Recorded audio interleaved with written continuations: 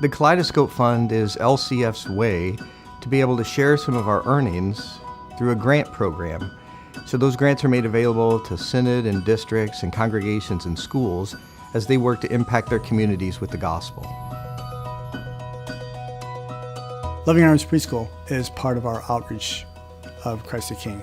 A lot of the children that we reach are children who have been asked to leave other preschool programs. It's part of our nature, our culture, to love these children and help them to be successful. Sensory education is a child's ability to learn through their senses. They're strongest during the first 6 years of your life, so a proper development of your senses allows a child to have the better opportunity for optimal learning. I think that one of the common misconceptions with sensory education is that these are the sensory kids and these are the normal kids.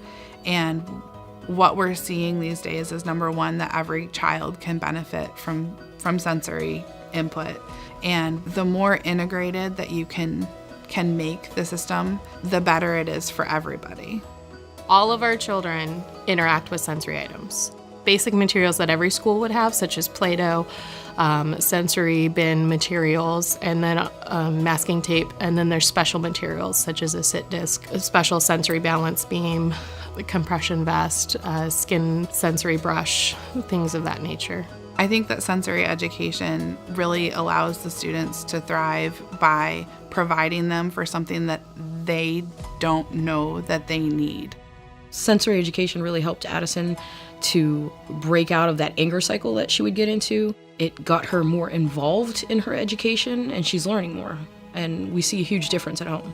Currently, our preschool is in a building that was created for Bible study for adults. We are making the best of it with our limited space and our DIY materials, but there are a lot of great materials that are designed for working with these children with. The Kaleidoscope grant is really exciting because it's helping us to embark on a building project. And so we are going to be breaking ground in the near future here and putting from the ground up this design on a building that is created for these young children. And it's going to have a sensory room where that child who needs to interact with appropriate materials to regulate their body can get in there. And we can take it from a 2 children per classroom limit to really being able to serve as many children as need the help with a building that is designed for these children.